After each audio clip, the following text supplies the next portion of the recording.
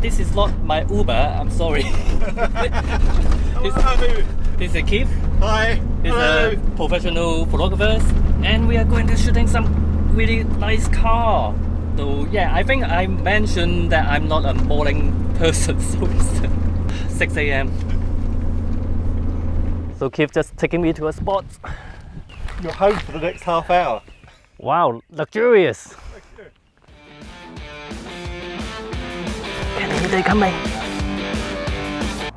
Oh, some say that this is a basic model, but a lot of people would consider this to be an entry-level camera. Actually, I'm quite...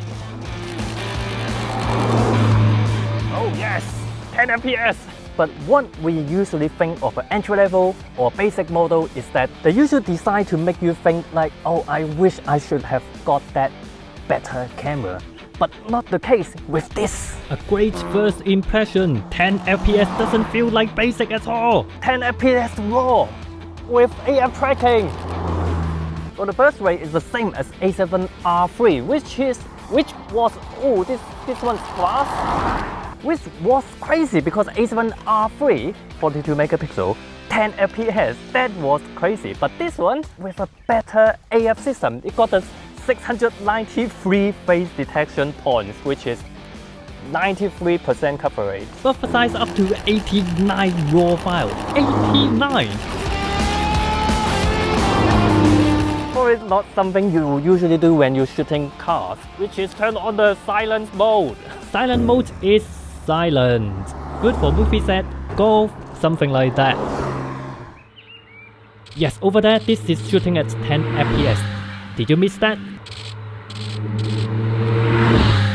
Downside is rolling shutter issue, but if they fix this, shutterless camera could be the next thing after mirrorless. Okay, well, I can't say it's really good enough as a professional spot camera. Sometimes there are a few missed focus here and there, especially when I'm using focus tracking rather than center points. But the hit rate is still high, really high, up to what I expect.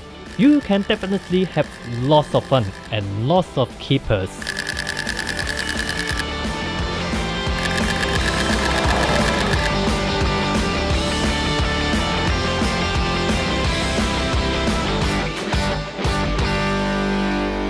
Now you might have heard that it got a new battery, got a Z-type battery. It sounds like some intergalactic fighter in a Japanese cartoon.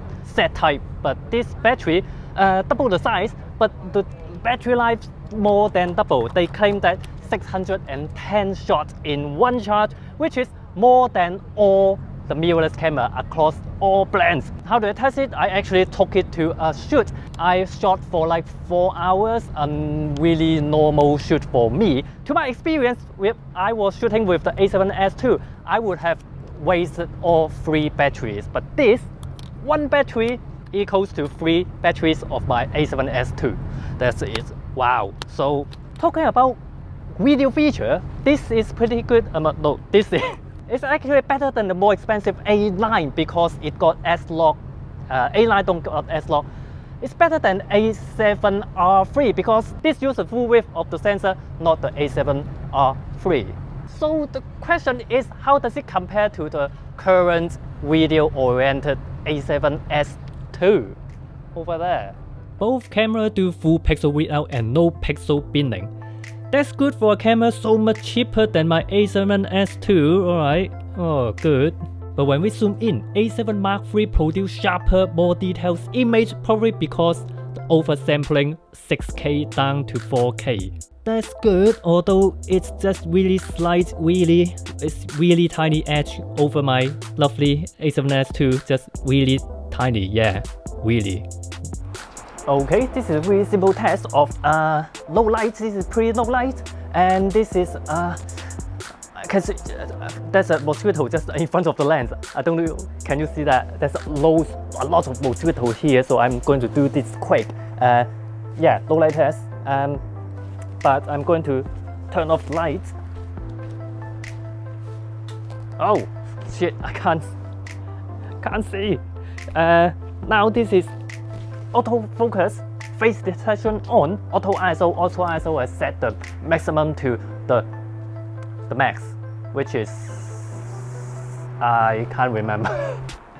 See, it's still not as good as my A7S2. Yes, I mean, oh, that's good game. Look at still photos is really clean up to ISO 6400. Getting a bit noisy after 12,800. By the way, that's my silver button, which is the best object to test high ISO in my home. Yes, scientifically. Yeah. Now for a camera this capable, it's not expensive at all. Well, come on, $2,000? It's not cheap. Of course it's gonna be good. Well, you have to consider comparing to other entry-level full-frame camera and compare to when they were new. Well, I think the only thing I would complain about is it's getting heavier.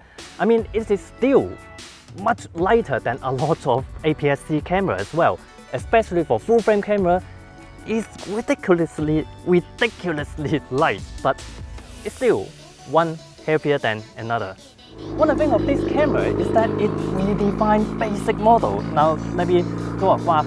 No, this is not. I'm not copying Casey Neistat. Come on, anyone draw on a piece of paper copying Casey Neistat. Hand drawing is already terrible, and then drawing in this situation. For example, the original A7R, quite a lot of resolution, not much FPS. Later, A7R is at a lot of resolution and then quite crazy fast FPS. Obviously A9 FPS all the way to over there, resolution so A9.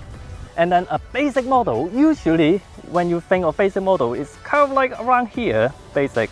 But this one, what I think is redefining basic model is that it's something around A7 Mark III. So that's why I think either this camera is redefining what is basic model, or it's not basic at all, it's an all-round camera.